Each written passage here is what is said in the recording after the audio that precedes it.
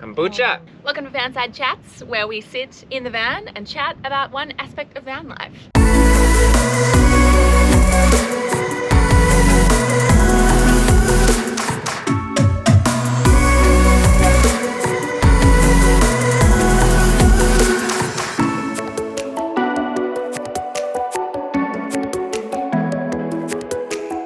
What we really wanted to do is have a chat to the camera about a topic that we've thought a lot about, living in a van or preparing to live in a van, because we can't find a lot of videos like this. So hopefully this will be a very helpful resource to someone out there who's considering the van life. Helpful resources. The plan is to make a little series out of these. This is the first, the inaugural. Today we are drinking kombucha. Cheers. Cheers. Ginger and lemon flavor, because that's the only flavor in my opinion. And today we are talking about 10 questions you should ask yourself before you buy a van. Question number 1. How long are you going for? Super important to ask yourself this question because it would likely determine a lot of the rest of the factors. Are you just going to take this van on weekend trips, or are you going to live in it full time for the rest of your life? What is the timeline that we are looking at here, and how is that going to determine how much comfort you involve in the van, what you need, etc.? In my mind, there's 3 categories for how long you're going for that they can fit into.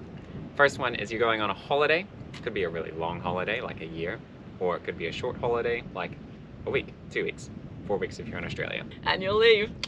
It could also be a working holiday, which means you're traveling for a year, 2 years, somewhere in that mix, and you're planning to work while you're going along the trip. That has implications for your budget because you know you're going to be earning income as you go. And finally, you could be traveling indefinitely. That's going to really impact what your van build looks like. It also means you can factor in you're probably going to upgrade somewhere along the way. But for the first 2, you're only going to have one van, so you're going to want to get it right. Along the same lines, if you are going to be working from home, so online, sort of in an office job, but actually in your van, you're going to want an office space in your van. You're also probably going to be spending a lot of time in your van. So taking that into consideration in terms of what van you are buying and how it's laid out is super helpful to know straight off the bat as one of the initial questions that you ask yourself. We're traveling for a year, and so that meant we needed our van to be comfortable. We also needed it to be the only van. We knew that we weren't going to upgrade somewhere along the way. We also knew that because we were going for a year, we had to take into consideration all of the seasons that Australia has: wet, dry, cold, hot, all of that.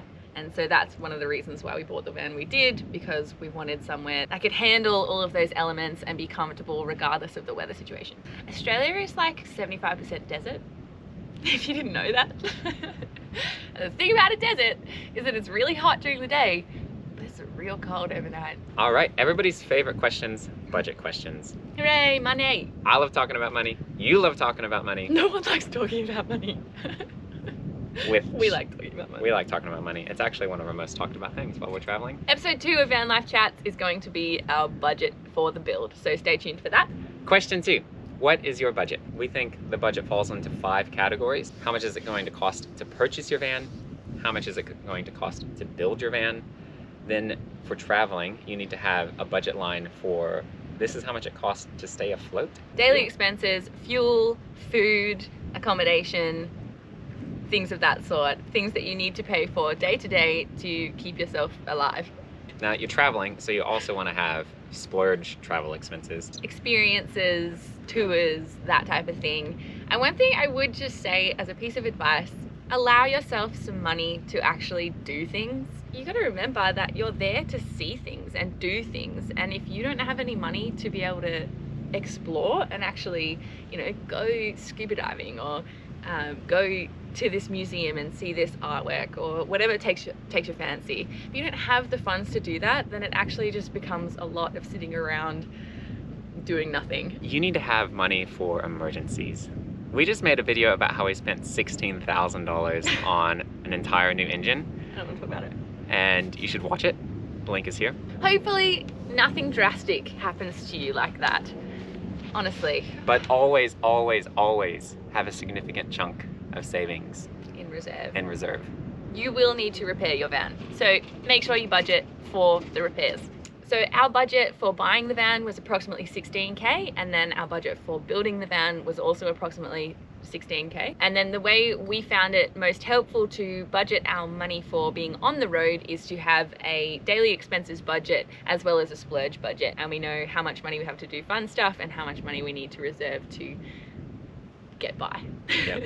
Number 3, are you going to build it yourself or are you going to pay for a professional to do it for you? This is going to be a budget question as much as it is a time and circumstantial question. Do you have the workshop? Do you have the tools? Do you have the skills to build it yourself? Or would you rather pay someone else and have them sort it for you?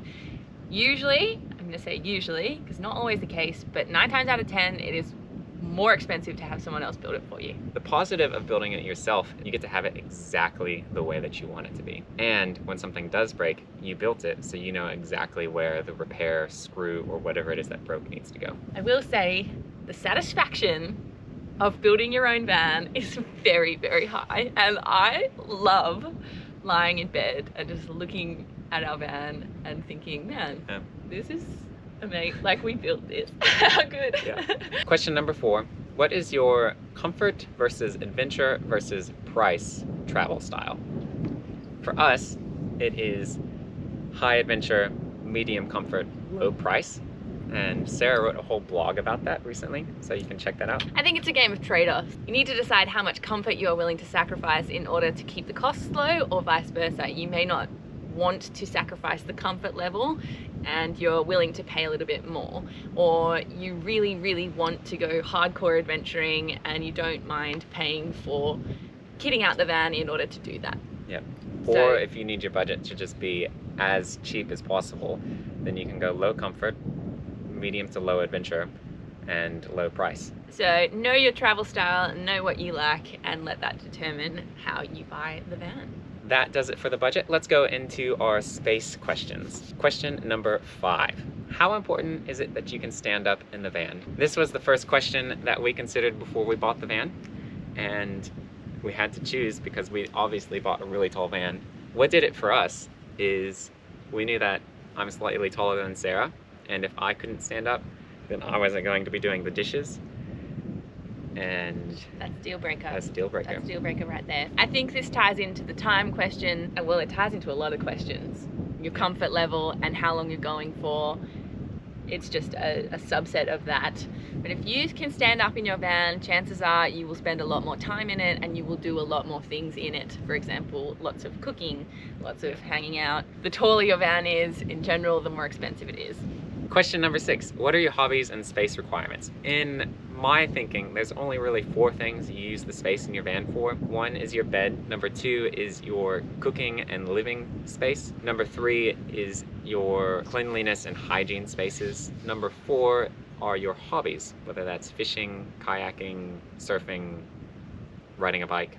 Those things take up space, and so you have to factor that into your van build. For us, we knew we wanted a fixed bed because we wanted the underbed storage. We have 2 blow-up paddle boards that fit quite nicely under there. We also have my guitar. We cook almost all of our meals ourselves, so we put a really long bench top. And a really big pantry. Which leads us to question 7, which is shower or no shower. Simple as that.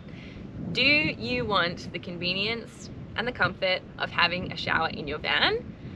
Or do you want to save that space for something else and save yourself the water and the hot water system and the annoyingness of having to install your own bathroom? For us, like we said, we wanted a really large pantry, so we put a pantry in instead of a shower. It was more important for us to have a lot of food storage and pots and pans, etc., than it was to have a shower. For me, shower's a no, because we really like having the breathing space in our van. Our van doesn't feel cramped, to us at least. What we've seen of other people's vans, as soon as you put a shower in it, the space in the van becomes quite cramped. A lot smaller. I wouldn't say cramped, but noticeably smaller. Some of these things you can find a different route to go down. So instead of us installing a shower cabinet inside the van, we have an outdoor shower.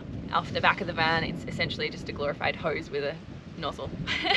And so we just take outdoor showers. It's not glamorous, it's not very nice, but when we've been exploring national parks with no facilities for a week, It's really nice to have a freshwater shower. Yeah, so good. So that does it for our space questions. Now moving on to the last 3 questions, which are your travel style questions. Question number 8 is stealth camping or campgrounds? Where are you going to stay primarily?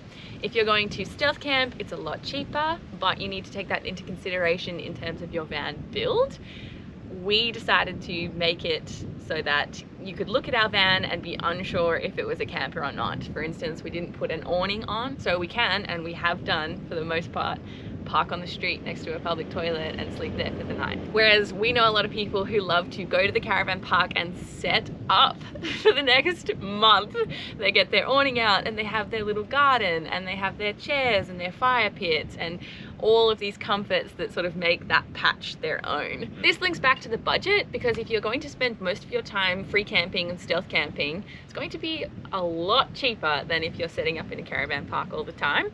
It's also worth noting that if you're stealth camping, you probably need to be off-grid. So you need to have solar, you need to have enough water storage to set yourself up. Whereas if you're going to be in caravan parks all the time, you can get away with needing a plug-in or needing a water hookup, that type of thing. Campground setups can be cheaper because it's standard camping equipment that you can plug into basically any van, whereas a stealth camping setup tends to be a little bit more expensive because it needs to be customized and all fit inside the space of your van. Question number 9. The penultimate question. Do you want to go off-road? For us, obviously, that's a no. I think especially in a country like Australia, a lot of it is off-road. If you want to really explore the vastness of this country, a lot of it's desert, and that's dirt roads / just track that you need to sort of push bash your way through.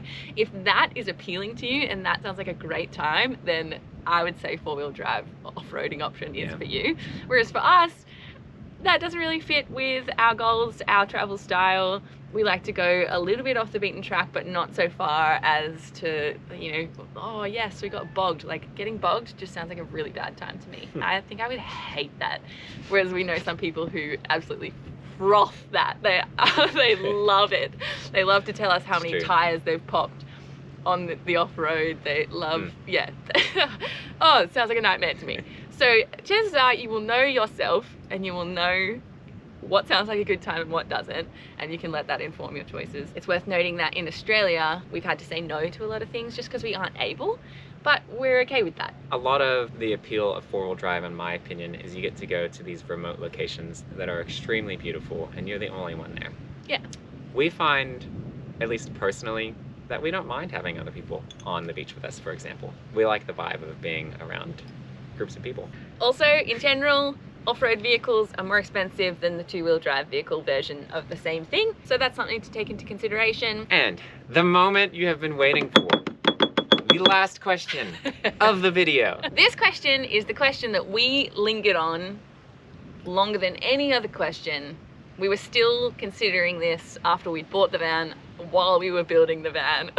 we were still having this conversation. Question is, number 10, do you have a toilet or do you not have a toilet? You know what's interesting is that when we polled our friends, most of the time the girls would be like, yeah, you don't need it.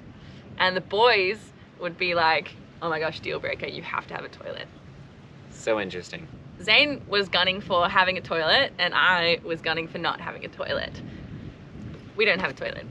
We do not have a toilet. Arguments for not having a toilet. It smells. Yes. Some people say that it doesn't. They lie. It takes up a little bit more space. You have to go empty it into a waste dump point. Oh. It's smelly, you're rinsing it out. It's not that bad. It's nasty. Arguably. You can't put your toilet paper down this toilet, by the way. You have to store the toilet paper separately and dispose of it. Just let that sit for a while. Yeah. And finally, you have to take a dump in your kitchen. Someone asked me the other day how it is being in such close proximity all the time. And they were like, what do you do for privacy? And I was like, privacy. What privacy? There is negative level privacy in a van. On the plus side, having a toilet means that you are eligible to go to campgrounds where that is required, which opens your possibilities up quite broadly. Also, convenience factor. In the middle of the night, you don't have to get up and brave the cold or the wet or the wind or anything like that. Yeah. You can just go in your kitchen. If you're stealth camping and they locked the toilet in the middle of the night, you can then use your toilet. You are not dependent on public toilets or campgrounds, etc. Very, very handy. If you're in Australia and you're 4 hours in between toilets, because that happens sometimes, It does happen. you have one in the van. You don't have to go on the side of the road. And possibly the biggest argument for the toilet is that you don't have to use it. It can sit there clean and tidy, not For being used emergencies for only. emergencies. And it's just peace of mind. Well, there you have it. That is Vanside Chat numero uno. Thanks for joining us. Hopefully you found this very informative. I've had a great time. I'm out of kombucha. I still have some left. I now need the toilet and So great. we don't have one, so off I go. Yep. Nearest toilet is approximately 4 kilometers away. That did actually happen one time. The first time the van broke down, Bonus content. we had to sleep outside the mechanics because we couldn't take the van anywhere, it didn't run. And Slept also- outside the mechanics, nearest public toilet, 2.5k away. Kid you not. We were like walking into town, 2.5k, walking back. Ugh, it was rough. That was 1 week into the trip, and that's probably. And we still don't have a toilet. That didn't even convince us that we needed to get one. So anyway, Cheers! Thanks for watching, and stay tuned for the next video. If you like this video, let us know what you think in the comments. Join in the discussion. We'd love to hear from you. Also, hit the subscribe button so you don't miss the next Vanside Chat and our travel videos. We are currently traveling the country around Australia. It's been a lot of fun, and we'd love to have you along for the ride. I'm Zane, And I'm Sarah. and this is Odie. And together, We're Sazodi. oh God.